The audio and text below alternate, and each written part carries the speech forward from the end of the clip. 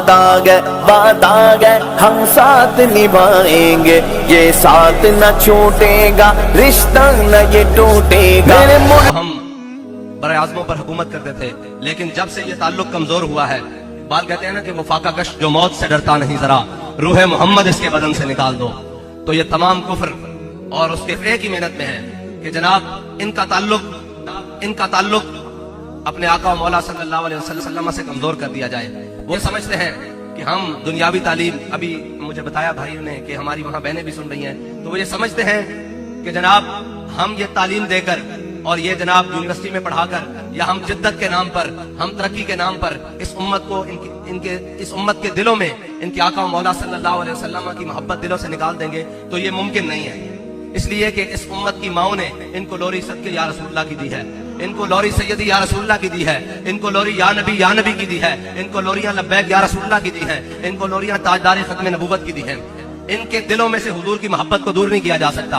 हमने मर्ज का सबब पूछना है, और पूछना भी हकीमुल उम्मत अल्लामा इकबाल से है कि अल्लामा इकबाल इस उम्मत की ज़बूहाली का सबब क्या है। तो इकबाल कहता है ज़ां की मिल्लत रा हयात अज़ इश्क़ उस बरगो साज़े कायनात अज़ इश्क़ उस। इकबाल कहता है अगर तुम समझते हो कि बर्मा में लुट रहे हो, तुम समझते हो कि फलस्तीन में लुट रहे हो, तुम ये समझते हो कि कश्मीर तुम्हारे हाथ से चला गया है, तो गम ना करो। हमने कहा इकबाल क्यों? इकबाल कहता है कि निकल कर सहरा से जिसने रूमा की सल्तनत को उलट दिया था, सुना है कुदसियों से मैंने कि वो शेर फिर होशियार होगा। इकबाल कहता है जिसने सहरा से निकलकर कैसर और किसरा की सल्तनत को अपने पांव की ठोकर में डाल दिया था, सुना है कुदसियों से। कहता है मैंने फरिश्तों को आपस में बातें करते हुए सुना है कि अभी हुजूर सैयद आलम सल्लल्लाहु अलैहि वसल्लम की उम्मत अपने हबीब से, अपने हबीब की मोहब्बत के दामन से पैवस्ता होने वाली है, और फिर वही दोबारा निशात सानिया वाला माहौल पैदा होने वाला है। लेकिन उसके लिए हमें करना क्या है? उसके लिए हमें करना यह है कि हमने अपने आका मौला सल्लल्लाहु अलैहि वसल्लम की मोहब्बत को अपने दिलों में रासिख करना है और पुख्ता करना है, और इस अंदाज से पुख्ता करना है। इकबाल कहता है तेरी खाक में है अगर शरर, तेरी खाक में है अगर शरर, तो ख्याल फक्रो बिना न कर। ये कभी नहीं सोचना कि जनाब हमारे पास वो ताकत आएगी, हम जनाब अमेरिका से कैसे लड़ सकते हैं, हम रशिया को कैसे आंखें दिखा सकते हैं, हम जनाब अपने दुश्मन भारत से बात नहीं कर सकते, हम जनाब पाकिस्तान जनाब इसके अंदर ये है। बात कहता है नहीं, ये बात नहीं सोचनी। तेरी खाक में है अगर शरर, तो ख्याल फक्रो बिना न कर, कि जहां में है नाने शहीर पे मदार कुव्वत हैदरी। वो अल्लामा इकबाल ने उस वाक़े की तरफ इशारा किया है कि एक शख्स मस्जिद नबी में आया, मौला कायनात सैयदना अली मुर्तजा मस्जिद में बैठे हुए हैं, तो एक शख्स आगे कहने लगा मैंने अली को मिलना है। तो आपने फरमाया मुझे अली कहते हैं। उसने कहा ये कैसे हो सकता है कि मस्जिद में बैठा हुआ शख्स एक कुछ टुकड़े पानी के साथ खा रहा है, तो वो अली तो नहीं हो सकता। वो कहने लगा मैंने उस अली से मिलना है जिसने बाएं हाथ में खैबर उठाया है, मैंने उस अली से मिलना है, मैंने उस अली से मिलना है जिसने अमर बिन अब्द के 2 टुकड़े किए हैं, मैंने उस अली से मिलना है। मैं वो अली से नहीं मिलने आया कि जो जनाब यहाँ पे बैठ के क्या हो कि मैं कुछ टुकड़े खा रहा हूँ। तो आपने फरमाया चले आप मैनू अली कहने, ओए दीवाने मुझे अली कहते हैं, वो हमारी रूहानी पावर है, ये हमारी जिस्मानी पावर है।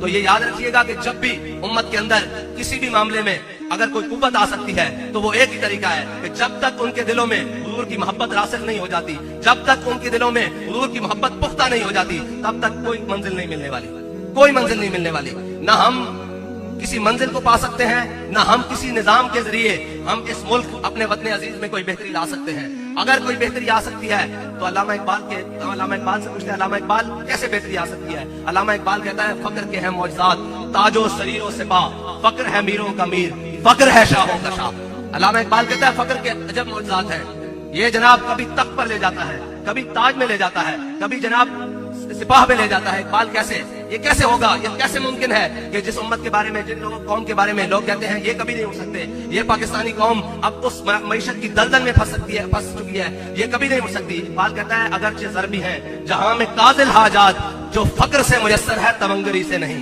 अगर जवां हो मेरी कौम के जसूर गजूज, कलंदरी मेरी कुछ कम सिकंदरी से नहीं। और आखिर में इकबाल ने कमाल कर दिया। इकबाल कहता है तू ये ना समझ कि जब तू कमजोर है, तेरे पास खाने के लिए नहीं है, तेरी मैशत का बुरा हाल है, जनाब सब कुछ तू कमजोरी के आलम में है, तो ये तू समझता है कि ये तेरी कमजोरी है। इकबाल कहता है नहीं, अगर जहां में मेरा जौहर आश्कारा हुआ। इकबाल कहता है जब हमारे पास 2 तलवारें थी, 8 तलवारें थी, 2 घोड़े थे, 313 थे, हम तो 1000 से टकरा गए थे। अल्लामा इकबाल कहता है कि जनाब कभी ये नहीं सोचना कि आपके पास असबाब कम हो तो आप जीत जाओ, ये कभी मुमकिन ही नहीं है। मोमिन जब बेअसबाब हुआ है, अल्लाह ताला की मदद उसी वक्त आई है। अल्लाह ताला अपने बंदों को बेअसबाब होने पर छोड़ता नहीं है, बल्कि मदद ज्यादा करता है। फिर बदर में 2000 फरिश्ते, फिर 4000, फिर आखिर में कहता है नहीं मैं भी तुम्हारे साथ हूँ। मसला यह है फिजाए बदर पैदा कर, पहले मैदान लगाना पड़ता है, पहले उन सारी चीजों से दामन छुड़ाना पड़ता है जो सारी चीजें हमें अल्लाह और उसके रसूल के दर से दूर लेकर जा रहे हैं। और जब हम उनसे दामन छुड़ाकर उस रास्ते पर आ जाएं जो रास्ता सीधा शाखे कूबा बरबस्तायम, जो सीधा रास्ता मदीना पाक की तरफ जाता है, जो सीधा रास्ता उस निजाम की तरफ जाता है जिस निजाम में उमर को भी पूछा जा सकता है जनाब ये कुर्ता कैसे बना है, वो निजाम की तरफ, जिस निजाम में खातून उमर को खड़े होकर कह सकती हैं कि उमर तुम कौन होते हो हमारे हकमार मुकर्रर करने वाले। हमारे हकमार तो अल्लाह ताला ने हमें सोने और चांदी के पहाड़ दिए हैं। वो उमर जो सूरज को ऐसे देखे तो बेनूर हो जाए, लेकिन अल्लाह ताला का निजाम और हुजूर सैयद आलम सल्लल्लाहु अलैहि वसल्लम के दीन में इतनी बरकत है कि खातून वो उस हाकिम के सामने खड़ी होकर बात करती है। 36 लाख मुरब्बा मील का हुक्मरान जिसकी मर्जी के बगैर पता नहीं हिलता, खातून खड़ी होकर कहती है कि उमर कौन है हमारे हकमार मुकर्रर करने वाला। हमें तो अल्लाह और उसके रसूल ने सोने और चांदी के पहाड़ दिए हैं, तो हजरत उमर ने ये नहीं कहा कि आजादी इज़हार राय छीन ली गई। सबसे ज्यादा आजादी इज़हार राय इस्लाम देता है। वो खवातीन हो, वो मर्द हो, वो बच्चे हो, वो बूढ़े हो, सबसे ज्यादा कुव्वत इज़हार इस्लाम देता है। हजरत उमर के सामने जब उस औरत ने बात की तो हजरत उमर ने ये नहीं कहा मेरी बेहुरमती हो गई, मेरे सामने तुमने कैसे बात की। हजरत उमर ने कहा अख्ता उमर विसाबत इमरातुन, फरमाया उमर ने दूसरी बात की, औरत ने ठीक बात की, कहते हुए बैठ गए। और औरतों ये है इस्लाम के हकूक। और हमने जिन माओं की गोदों में पले बड़े हैं ना, और इस्लाम के अंदर जिनकी तारीख में यह है कि हजरत इमाम अहमद बिन हंबल अपनी मसजिद तदरीस पर बैठे हुए थे, तो एक औरत ने पर्दे में से आवाज दी। उसने कहा इमाम साहब मैंने एक आपसे मसला पूछना है। इमाम साहब ने कहा बताएं। उन्होंने कहा इमाम साहब मैं, आपको पता है ना पुराने जमाने में औरतें सूत काटती थी चरखे के ऊपर। ये जो बुजुर्ग बैठे हैं इनको मालूम है कि सूत काटा जाता था, जिसे धागा कह ले, धागा बनाया जाता था। तो वो सूत काटती थी अपनी हलाल रोटी के लिए। तो उन्होंने कहा इमाम साहब मैं मगरिब के बाद छत के ऊपर बैठकर अपने घर के बाला खाना के ऊपर बैठकर सूत काटती हूँ। तो रात का अंधेरा होता है, मैं अपना चिराग जलाकर सूत काट रही होती हूँ। इस दौरान बादशाह वक्त की सवारी गुजरती है, उसके आगे मिशन बरदार होते हैं जिन्होंने घोड़ों पर मिशलें उठाई होती हैं। मैं सूत काट रही होती हूँ, वो जो मिशलें हैं उनकी रोशनी बुलंद होती है, मेरे चिराग की रोशनी के ऊपर हावी आ जाती है। इमाम साहब मुझे ये बताएं कि उस दौरान मैं जो सूत काटती हूँ मेरे लिए हलाल है या हराम है। ये है मुसलमानों की माएं। उन्होंने कहा आप मुझे ये बताएं इमाम साहब कि उस दौरान जो मैं सूद काटती हूँ वो मेरे लिए हलाल है या हराम है। इमाम अहमद बिन हंबल फरमाते हैं कि मैं अपनी मसनद से हिल गया कि ये सवाल कौन पूछने वाली कौन है। तो उन्होंने कहा आप कौन है, आपका नाम क्या है, आप कहाँ से ताल्लुक रखती हैं। उन्होंने कहा मैं बिशर हाफी की बहन हूँ, मैं बिशर हाफी की बहन हूँ। इमाम साहब ने जो आगे से जुमला फरमाया ना, वो कहा कि लोगों के लिए हलाल हो सकता है, आपके घर से दीन आ रहा है, आपके लिए हलाल नहीं है। जब तकवे का मयार, नेकी का मयार ऐसा हो ना, तो फिर गोदों में महमूद गजनवी पैदा होते हैं, फिर गोदों में मोहम्मद बिन कासिम आते हैं, फिर सुल्तान सलाहुद्दीन अयूबी आते हैं, फिर राशिद मिन्हाज जैसे जाबाज पैदा होते हैं।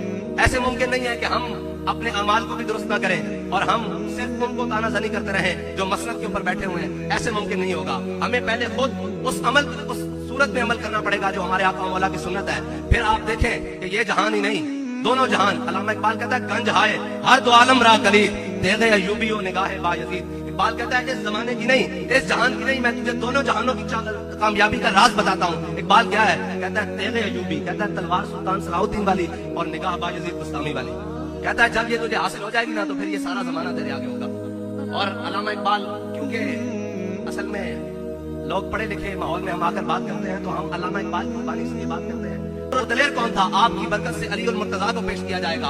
और जब दुनिया में मिसाल पूछी जाएगी कि जालिम के खिलाफ लड़ना कैसे है, अपना सब कुछ कुर्बान करना कैसे है, तो आपकी बरकत से आपके नवाज हजरत इमाम हुसैन को पेश किया जाएगा। जब भी दुनिया में कोई बड़ी बात होगी कि जनाब इस बात के आगे हद नहीं है, जब ये पूछा जाएगा कि 60,000 के लश्कर में 60 बंदे लेकर जाने वाला कौन है, तो आपकी बरकत से खालिद बिन वलीद को पेश किया जाएगा। और जब ये पूछा जाएगा कि तमाम वो लोग जिन्होंने हमेशा दीन के नाम पर कौम को लूटा, मिल्लत को लूटा और जनाब सियासत के नाम पर कौम के बखिए उधेड़ दिए, लेकिन जब हुजूर सैयद आलम सल्लल्लाहु अलैहि वसल्लम के खत्म नबूवत के ऊपर मसला आया तो पूछा जाएगा वो शख्स कौन था जिसने निकलकर तमाम अहले कुफर की आंखों में आंखें डालकर कहा कि सितम करे जरा, हुनर आजमाए, तू तीर आजमा, हम जिगर आजमाए। वो कौन था? तो आपकी बरकत से आपके गुलाम अल्लामा खादिम हुसैन रिजवी को पेश किया जाएगा। रसूल अल्लाह लब्बैक लब्बैक लब्बैक या रसूल अल्लाह लब्बैक लब्बैक लब्बैक या रसूल अल्लाह लब्बैक लब्बैक लब्बैक या रसूल अल्लाह लब्बैक लब्बैक लब्बैक या रसूल अल्लाह लब्बैक लब्बैक लब्बैक या रसूल अल्लाह लब्बैक